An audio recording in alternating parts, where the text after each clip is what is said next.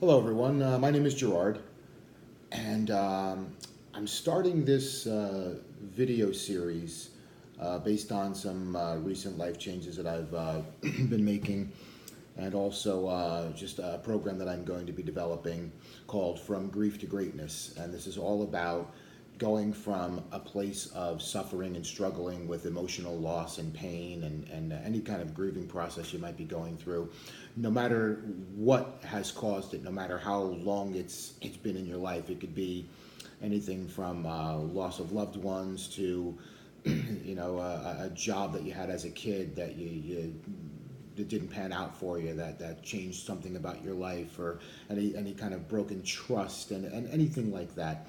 These are all parts of loss, relationships, all kinds of things that affect our lives, and it's really mostly about checking into ourselves and figuring out through self-realization what is really happening with me. Where are the things where are the places where I can make improvements, and what do I need to do to get there?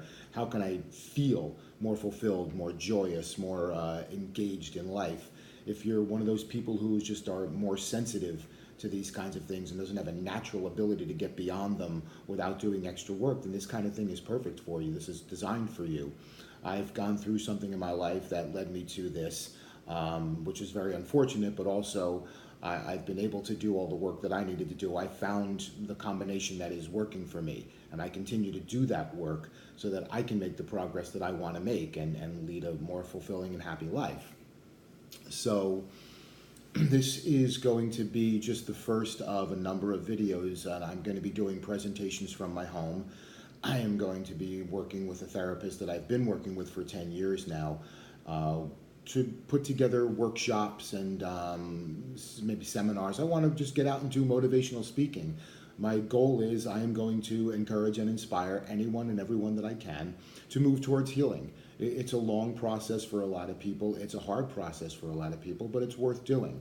I'm here to tell you that no matter what you're going through, there's something on the other side of this that's so much better than just time will heal. I mean, it does take time, but it also takes a lot of work. It takes a lot of commitment, and again, I always stress finding the right combination, finding what works for you, and it's really worth it to invest in a good therapist. Find one to help you through this. So what I'll do for the rest of this video is just tell you what happened in my life that led me here. And because I don't want to make these videos too long, at least not for right now. So I'll tell you what happened. But first I'm just going to give you a little bit of background about myself. I'm 50 years old. I've got a younger sister. I've got a couple of amazing nephews that are teenagers. I've got a lot of great friends and family members. I'm originally from the Jersey Shore, Ocean County, New Jersey. Grew up in Seaside Park. Just moved from there a little over a year ago down to St. Petersburg, Florida. I'm having a great time here, and this is really where this whole thing started to come together. So I'm putting this together not just for myself, but for others out there that I know are struggling with things. And I've got one of those, an eye, a nose, an ear, whatever. I can see it. I know when someone's got an internal struggle going on, and I'm always sensitive of that and mindful of that. So I'll tell you now why I'm doing this. 6.5 years ago, February 1st of 2012, my parents were involved in a very bad car accident. And my sister got the call from a hospital in North Carolina. She called me at work in a panic. I could barely understand what she was saying when she called me because she was screaming. So she got the words out. They were in critical condition. So we got together in a car, went down to North Carolina, got an update from the hospital along the way, a couple of updates. And one of the updates that we got, hospital staff member was with our mother and told us that her heart was about to stop. And she passed away before we got there, which is very, very difficult knowing that we weren't there by her side when she passed. So we got there, we got the news about what happened in the accident. We saw our father and we saw our mother, and then we got notification from the hospital staff. What they found from the police report was that a car had come up an exit ramp. My parents were driving down I-95 and a car came up an exit ramp thinking he was going on I-95 north and he was coming out on south. My father was in the right lane, came right out, hit them head on at about 45, 50 miles an hour. And We were actually relieved that our father wasn't the cause of the accident, because you don't know. Driving a long time, people can fall asleep at the wheel, little distraction here or there. So there was some relief to know that at least we didn't have that on our shoulders. But so he had to go through some surgeries, got through the night.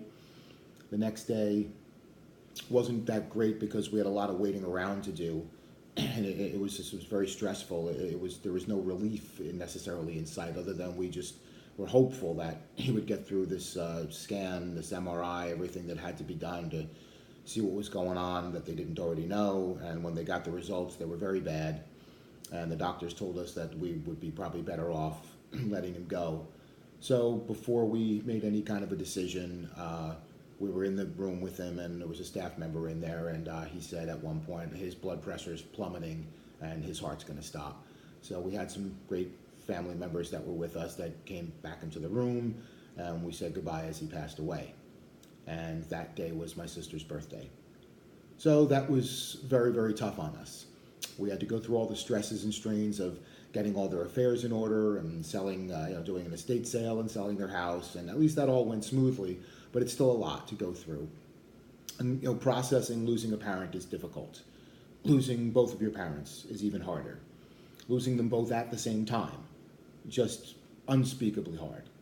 And losing them both at the same time tragically is just not anything that any human being can be prepared for. So I did about 6 months of nightmares, a lot of weird dreams, some strange mental settings. I think that I went into a protective mode to a point that it was almost not even affecting me, only from time to time. And then time went on, and then eventually it all caught up to me, and I had a major breakdown, and I went into a really, really horrible, dark place. So I'm not going to get into that right now. I'm just going to say, to finalize this, that I went through hell. It was brutal. My whole family did. All of our loved ones did. And personally, this really affected me very strongly. And I didn't know at one point in time if I was going to come out from where I was.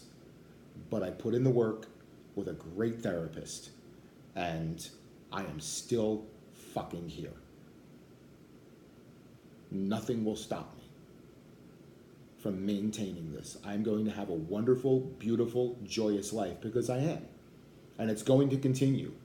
And I'm going to take as many of you with me as I can. That is my commitment. That is my promise. That is my goal. So thank you all for listening. I will be back for the next part of this, and I'll give you some more information. And in the meantime, I wish you all peace and love. Do the best that you can to survive day to day until you can get yourself into the right kind of situation to move towards healing. And I'm going to explain a little bit more next time what I mean about going from grief to greatness. So I'm going to keep you in suspense for right now. So everybody, have a great day, peace and love, and all my best to you. Thank you.